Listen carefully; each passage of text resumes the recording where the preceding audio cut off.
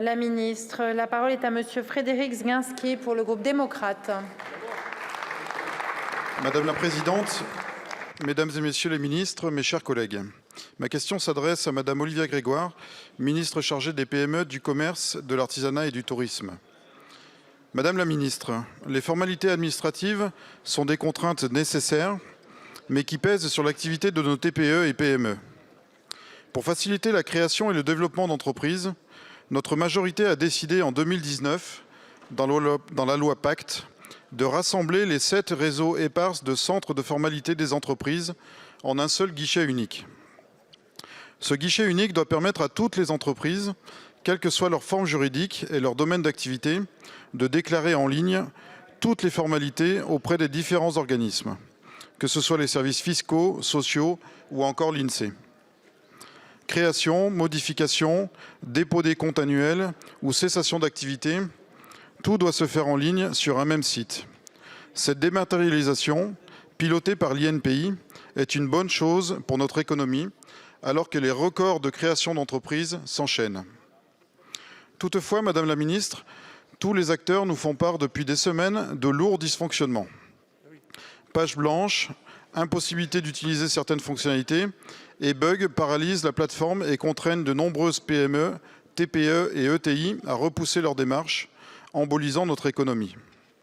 Il y a quelques semaines, vous avez activé dans l'urgence une procédure de secours en rouvrant temporairement la plateforme Infogreffe pour quelques formalités. Certains actes peuvent ainsi aussi être réalisés par voie papier auprès des greffes compétents, nous renvoyant 15 ans en arrière. La réouverture de cette plateforme est partielle et ne permet pas de remédier complètement à ces défaillances.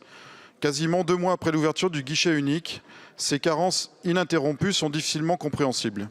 Ainsi, Madame la Ministre, que comptez-vous faire pour établir dans les meilleurs délais un service fiable, alors que les entreprises et les usagers puissent effectuer sereinement leurs démarches? Je vous remercie. Merci beaucoup, mon cher collègue. La parole est à madame Olivia Grégoire, ministre déléguée chargée des petites et moyennes entreprises, du commerce, de l'artisanat et du tourisme.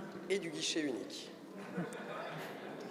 Monsieur le député, vous l'avez dit, donc je me permets de le répéter. Oui, la réforme concernant le guichet unique, elle est majeure, elle est ambitieuse, elle est massive, elle concerne énormément d'acteurs, d'opérateurs.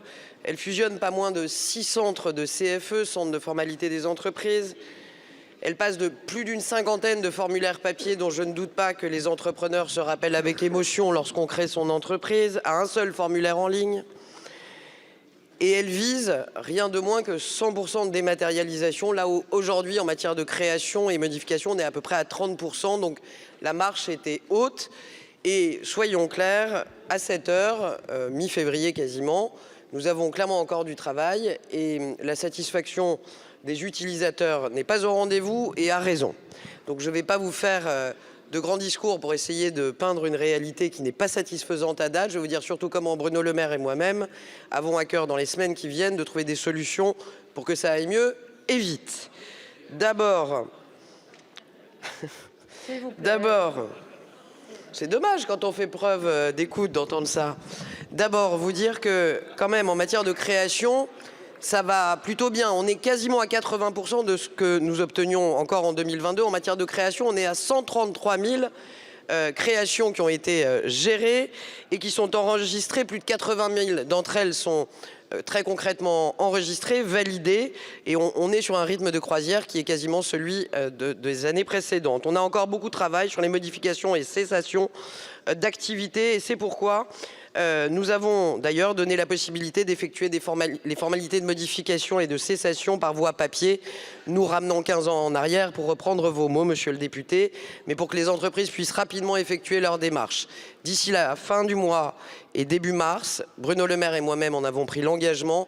La plateforme fonctionnera, les services de l'INPI sont jour et nuit, les week-ends inclus, à la manœuvre. La marche est haute, on va la gravir. C'est encore une histoire de quinzaine de jours pour que ça fonctionne mieux. Je vous remercie. Merci beaucoup, madame la ministre. La séance des questions gouvernementales.